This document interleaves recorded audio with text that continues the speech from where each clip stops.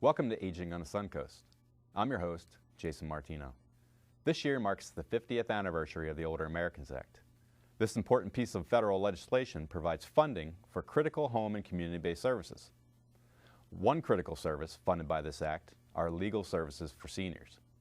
The Area Agency on Aging of Pasco and Pinellas counties contracts with two legal organizations in order to provide a range of legal services to seniors in need and within both counties.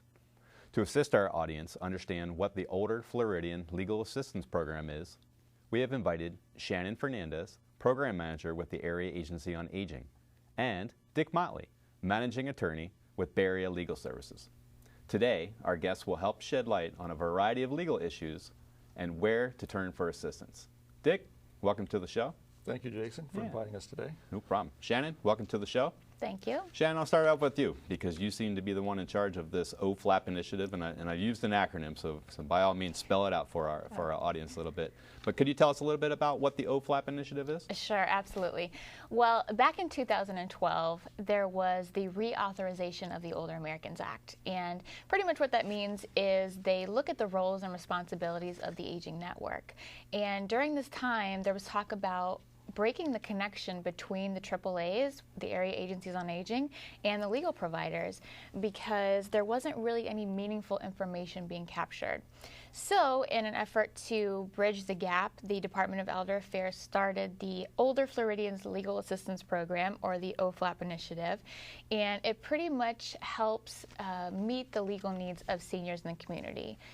It's a collaboration with key stakeholders, including the Area Agencies on Aging, the legal providers in the community, law schools, the court systems, the Florida Bar, and it's a way to really meet the legal needs of seniors in the community. It sounds very holistic. And you mentioned the Department of Elder Affairs. That obviously is our state unit on aging for the state of Florida. So as an employee of the Area Agency on Aging and one that manages these programs there, how does the Area Agency on Aging administer this program throughout both of the counties? Well, that's a good question. We have two legal services, or two legal providers, one in Pasco and one in Pinellas County. And we have contracts with them based on the Older Americans Act, Title 3B. And we also recently have given them a 3EG program, which is a grandparents raising grandchildren. And with that program, we focus on providing legal services to grandparents who are raising grandchildren under 18 or over 19 with a disability. And through these two contracts that we have with them, we serve seniors in the community with legal problems that they might be having. We also work with the Department of Elder Affairs. They have a state legal services developer, and she keeps us up to date with all of the new information that the OFLAP initiative comes out with. She keeps us up to date with what they're trying to focus on year to year. For example, this year is a lot of joint planning, so we're really working together with our legal providers, and we're kind of taking them under our wing and making them a part of the aging network as opposed to just keeping them as a separate entity. That's awesome. It sounds like everybody's really getting together and a whole bunch of subject matter experts to really kind of get to one common goal, which is to hopefully cure some legal issues that may be abundant in our community. Mm-hmm. In my experience working with different programs and whatnot, you have X amount of dollars, and X amount of dollars is supposed to solve all the world's problems, but obviously you can't do that with X amount of dollars. So what most programs will do is they'll put different priorities in place and targeting and things like that. Does this program have any type of priorities that it needs to put forth? It definitely does. The Older Americans Act actually encourages the programs to target people who are with the greatest social need and the greatest economic need. And so we try to do that with, reaching out into the community and finding those who do have those needs. We've also created these priority issue areas, and what that is, our legal providers, they provide services with a variety of cases, and typically most of those cases fall into these broader categories called priority issue areas. Some of examples of them are housing, income, guardianship, abuse and neglect, and so on. And by categorizing the cases into these large categories, it just helps us to better track what's going on in the community, what types of legal trends we're seeing, and what kinds of cases we're serving. Thank you. Thank you very much. Dick, we're so happy to have you here today just because of the fact that you do the direct service with the clients. I don't think that the Area Agency on Aging could be what it was without the hard work that you and are representing Bay Area Legal Services, as well as John Herbst that represents Gulf Coast Legal Services, could do.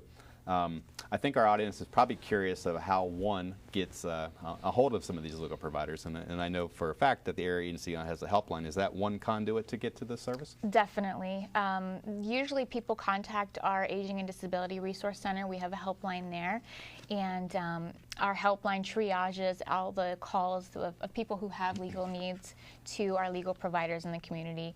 And we also do outreach, so that way people in the community actually have the direct contact for our legal providers, so that way they can call them directly if they choose to do so. That's neat. Thanks a lot for sharing that. Now, we're going to run some graphics during the intermission of the show, and then also after the show, too. It's going to highlight some of the numbers for the helpline and obviously for Bay Area Legal Services and for Gulf Coast Legal Services. Dick, when someone has, they deduce that they have a legal issue and they understand of who to call and all that, what can one expect if they were to call your office and to try to seek some legal advice or some representation? Well, as you indicate, most initial contact with the legal services offices, either in Pasco or Pinellas, would be by telephone. Client would call in, or an agency might call in on behalf of a potential client or individual. So you would dial the numbers that you're going to be given, I think on your Chiron you indicated. You would be hooked up with either a screener or a receptionist when you call in, who would probably in that situation take some information regarding the situation. And there'd be some demographic information taken about your address, what county you live in, and information would be taken also the nature of the problem you're having, what type of legal issue it is. And there would also be some income information taken and asset information. Now, that doesn't go to your qualifying for services under the Older American Act, but as you indicated, there are priority areas that we have to serve, including greatest economic need and greatest social need, and that kind of information is needed in order to make that determination. So there would be that kind of information requested when you call in. In addition, one of the things that has to be done in a legal setting is you have to do what's called a conflict check in a situation. If the legal problem involves an opposing party, we have to get the name of that opposing party, because we have to do a search through our records to make sure we don't represent that individual, or there's no conflict in the representation. We're required under law to do that. Yeah, that makes great sense. So it sounds like you have a pretty functional triage program over there when that person calls your 1-800 number, and they can kind of further help that consumer understand what the next steps would be too. In Pinellas County with Gulf Coast Legal Services, are things pretty similar, or are there any differences? They are pretty similar. Instead of a 1-800 number, there's just a local contact number for the agency, and same kind of situation. They call in, they get screened by an intake person, demographic information is captured, and a conflict check does run as well, and that way they can better triage the senior for where they need to go. What's the cost of this service? It sounds too good to be true thus far. Well, the cost is too good to be true in that it's free. Wow. I mean, there is no charge for the legal services. Okay. Does someone, if they want to contribute, do they have the right to contribute anything towards the cost? They certainly can, Absolutely. yes. The Older Americans Act always encourages voluntary contributions. So if the person is overwhelmed with the amount of service that they've received, they can certainly contribute if they'd like. Okay, nice. It's a good opportunity for some people, because obviously there's certain people out there that have means and may be able to provide that for some of the qualified attorneys that you work with. However, there's a lot of people out there that are very low income, and this sounds like a service really targeted towards them.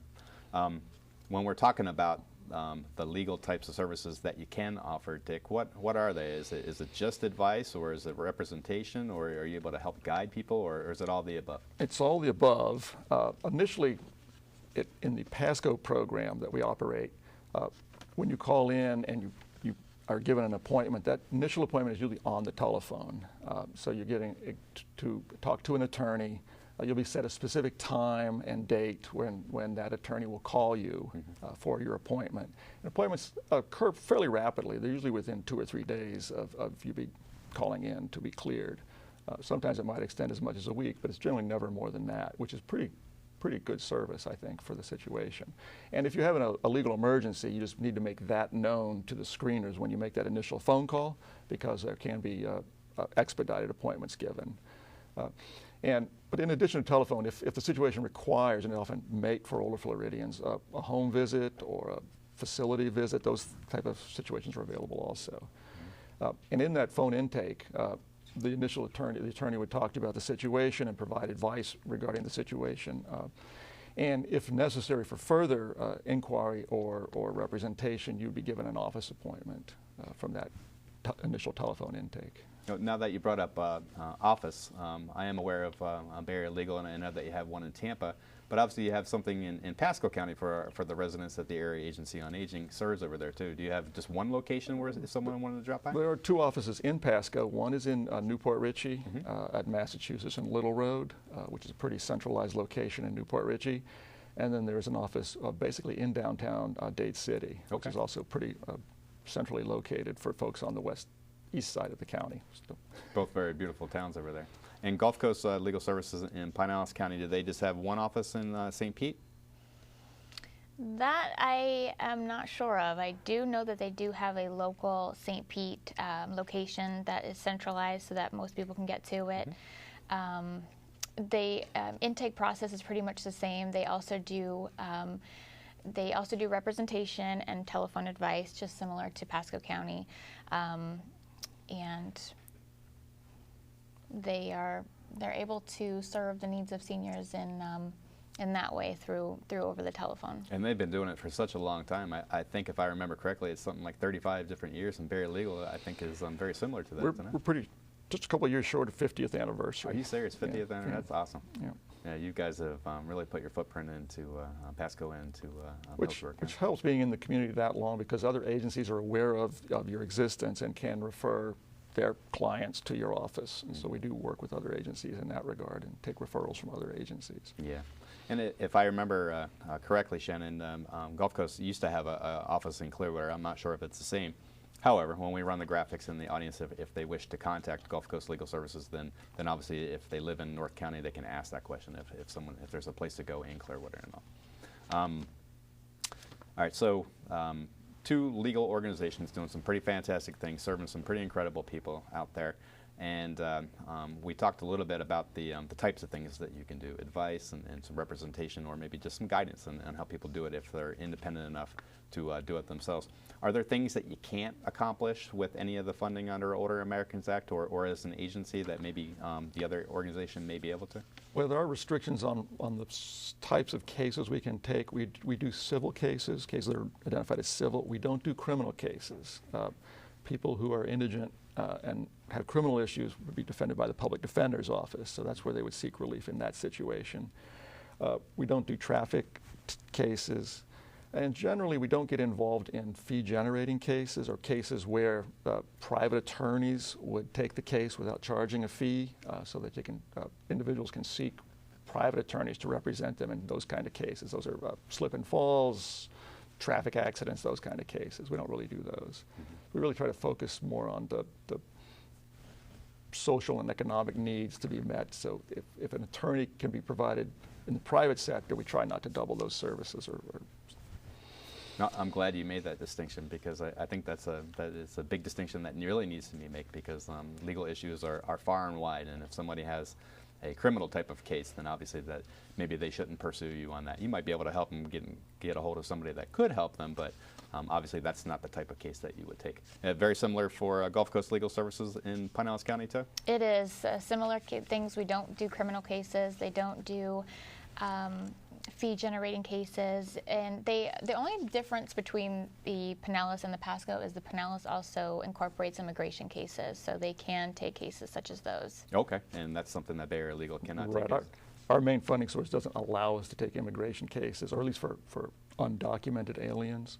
But we have an agreement with Gulf Coast to try to cover those cases when in times those situations show up. Sounds like there's an interagency agreement between the two programs to try to make certain that all services are available for all clients within the Bay Area.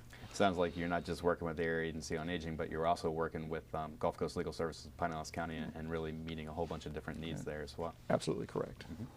I really appreciate you guys coming on the show today, and I think that we're going to take a quick break, and hopefully everybody can come back too. Please stay with us while we take a short break, and as usual, don't forget to have a pen or pencil ready. We'll be running contact information for both legal organizations during the break and at the end of our show.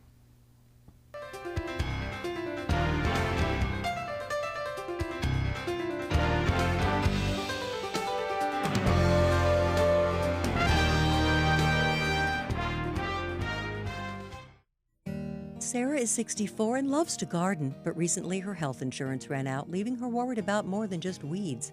With pre-existing health conditions, Sarah's chances of finding good coverage were low. So she called the Elder Helpline and spoke with a Shine volunteer counselor. The Department of Elder Affairs Shine program provides free, unbiased counseling on health insurance for those on Medicare. More information is available about Shine or how you can volunteer at 1-800-963-5337. Welcome back to Aging on the Suncoast. During the first half of the show, Shannon Fernandez and Dick Motley helped us understand what the Older Floridian Legal Assistance Program is. Additionally, they gave us an understanding of the agencies invested in this initiative. So let's continue this important discussion and delve into the types of issues that affect our senior community. Dick, Shannon, welcome back. Thank you. Yeah. Dick, with your experience working in the legal field and all that, obviously you've seen different types of legal cases come and go. But in the more recent future, what types of legal issues have been more prevalent in Pasco County? Well, as part of our requirement, we do record the types of cases that we see and we work on, and we report that based on a quarterly basis. And what we find on our statistics is that the senior older Floridians seem to have problems in the area of housing. That seems to be one of the major issues. Income issues. People have situations where they can't afford to pay their bills, or there's creditors suing them, that kind of thing, and they want to be able to protect their income and assets. In addition, we get some family law cases we see, and a lot of sort of end-of-life planning issues, probate issues that people want to talk about, situations, estate issues, and those would probably be the majority of the types of cases. I mean, there's always any type of issue is welcome to be called in on a civil basis, but those are the majority of the types of cases that we see. Yeah. And housing issues, I mean, those are broad categories. They range, the issues range quite a bit from landlord-tenant issues. In Pasco County, we're seeing a lot of housing quality problems. The foreclosure situations that's happened over the last 5 years has foreclosed a lot of people, and a lot of houses sat empty for a long time and weren't maintained, and then been bought up by sort of investors at this point who then rent the houses out. And then the investors don't want to put money into the house to fix up the house for the tenant. So we get a lot of complaints recently on that issue. Yeah. But these are tough times for people in general, and then they're especially tough times for the seniors that live in both of our counties that have fixed incomes, obviously, and it sounds to me that you're dealing with a lot of income types of cases as well as housing types of cases as well. Is that similar in Pinellas County? It definitely is. Housing is always a big issue in Pinellas County, as well as income types of cases. I'm also glad that Dick brought up the housing with the landlord tenants. I know Pinellas County has been having a difficult time recently with investors purchasing houses and then renting them out, and there's been issues with bed bugs and things like that. So they've been having a lot of cases that have come up lately with that. Yeah, I remember talking to the director of elder law about some of the bed bug issues that were going around, and it wasn't only isolated to Pinellas County. There was other areas of the state of Florida that deal with it too, but obviously this is the area that the Area Agency on Aging serves. Now, Shannon, you brought up a little bit earlier about the Older Americans Act, the Title IIIB piece of that, and certainly that's a program that serves folks that are 60 and older. We said that these services were free, and that's just fantastic unless they want to contribute towards it. But you also mentioned the Title IIIEG program, and I think that was the grandparents or the relative caregivers serving minors. Can you talk to us a little bit about that? Sure.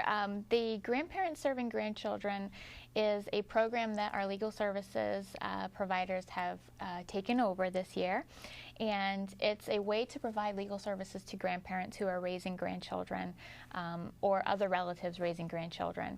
And the age limit is you have to be 55 and older, and you have to be taking care of a child that is 18 or younger, or 19 and older with a diagnosed disability. Oh, okay.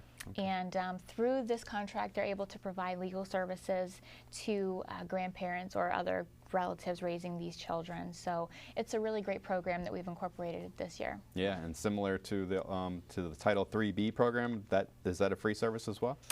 Yes, it is a free service. So the grandparents are able to take care of it. And as you know, relatives and grandparents who are raising children have it 10 times harder, I believe, because not only are they living on a fixed income, but now they have children to raise all over again. So there's the added expense of school supplies and extra food and after-school activities, things like that. It's a unique problem, and where there may not be a large population, the population may be small dealing with it. It's still a pretty tough time. As a matter of fact, these folks here as caregivers are doing it all over again, and sometimes in very much advanced age. Are you seeing a lot of cases cross your door with that? And it does bring the legal issues that are involved in situations where they may not have the ability to access medical care for the child or public benefits without some type of legal authority. So that this program opens up the ability to discuss with the clients obtaining powers of attorneys. There's a special type of court case in Florida called temporary custody by a relative caregiver. Okay. Or guardianships might be a possibility. And in some situations, even adoptions might be an appropriate topic to discuss. So there's a range of services that would be available under this grant that would be very beneficial, I think, to the grandparents that are caregivers. And it sounds like it's in very good hands with you, operating two of these programs for the seniors in this area. And I think that's why the Area Agency on Aging contracts with you. Good. Thank you, sir. Excellent job. We talked a little bit earlier about the different types of priorities that fall under the Older Floridians Legal Assistance Program, aka OFLAP, and I'm just going to use that acronym for now. And we talked about housing being one, and Dick, you added one example. Are there other examples of housing types of issues that you've seen out there that maybe some of our audience could feel relative to? Well, I don't think foreclosures are as common but that certainly has been a big problem over the last several years, and it's probably still going on, situations involving. And there's the government programs that allow you to try to resolve your foreclosure issues by refinancing or redoing your mortgage. So those kind of programs are available and should be, if you have those kind of issues, that's when you need to contact the attorney's office to assist you in those kind of situations. Okay. We talked about the income issues. Income issues for seniors are difficult because you are living on a fixed income, and often in a senior situation you have a married couple may have two Social Securities, and if one passes away you reduce to one Social Security, and just the restructuring of your lifestyle and the problems that causes generally may make it where you can't pay your bills and the problems that come from that. And that's appropriate, I think, to call in and discuss with the attorney what your benefits are, what can happen to you in those situations, or what your protections are in those situations on protecting your assets and your income. Yeah. That's quite an adjustment when you have a two-party household that's been married for several years and living off that income, and all of a sudden something happens to one of the parties and they're living off of one income.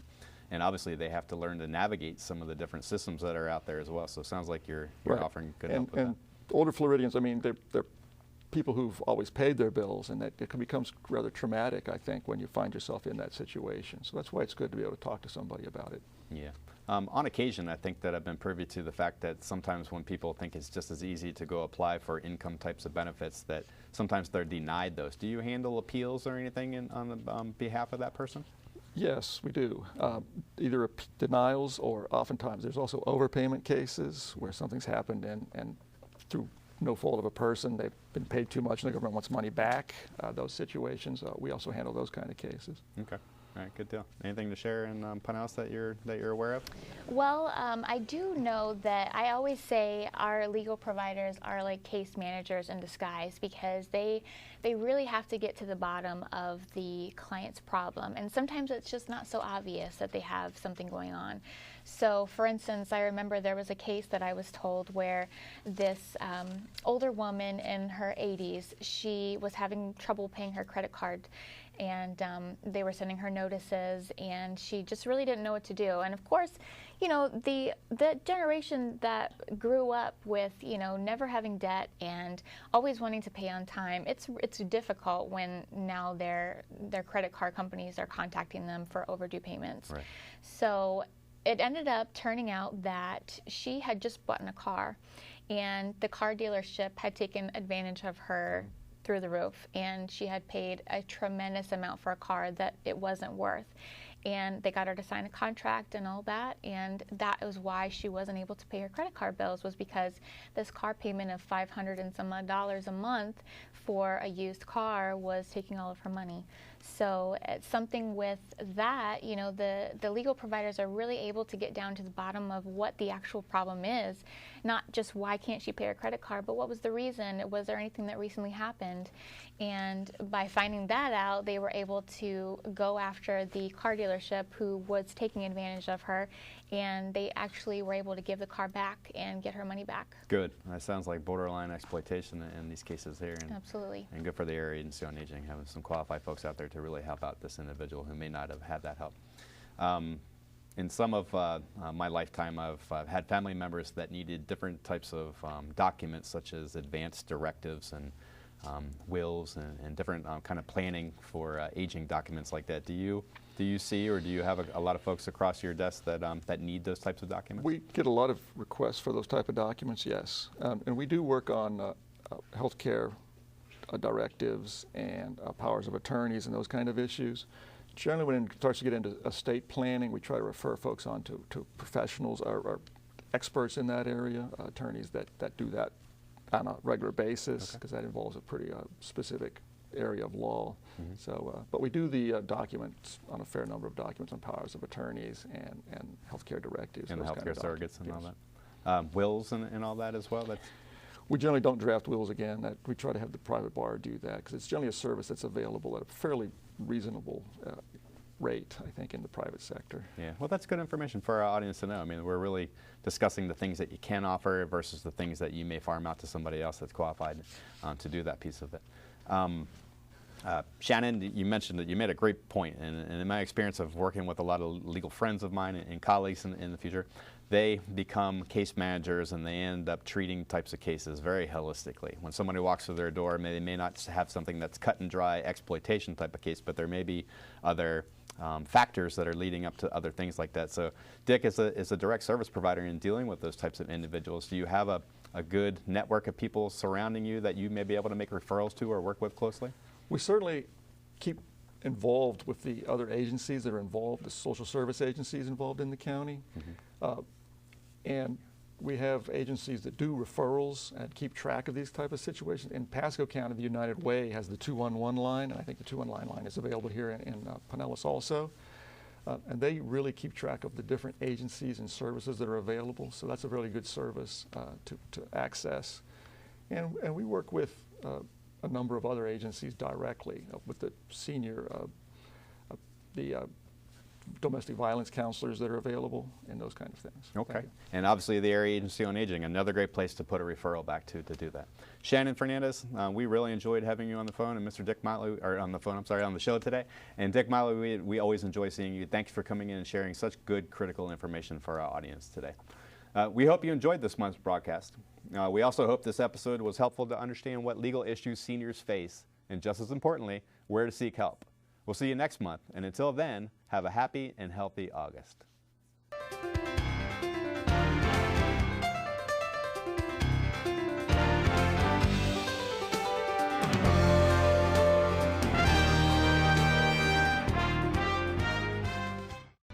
James is 70 and a writer whose joint pain has been a story in itself. His doctor prescribed a new medication that may not be affordable, even with James's Medicare Part D plan. James called Shine. Shine volunteer counselors can guide you to money-saving prescription assistance programs, including a program that helps pay Medicare Part D plan costs for limited-income seniors. Shine costs nothing but could save you time and money. More information is available at 1-800-963-5337.